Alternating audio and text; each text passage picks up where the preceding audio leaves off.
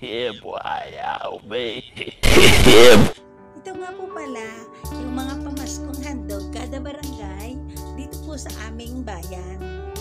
Ito po ay pinamamahagi ng mga LGU. At ito po, bawat household po ay may natatanggap na pamaskong handog taon-taon po mula nang ang aming mayor ay naupo.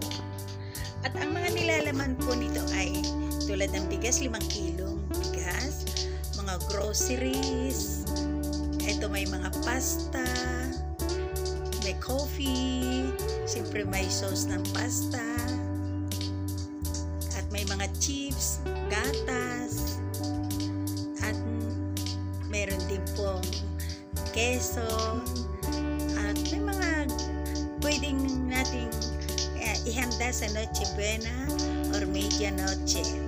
Ito po yung mga binigay ni Mayor kasama ng Blue Bag, at ito po ay natatanggap ng bawat mamamayan or per household dito po sa bayan ng Calamba. Lahat po nakakatanggap.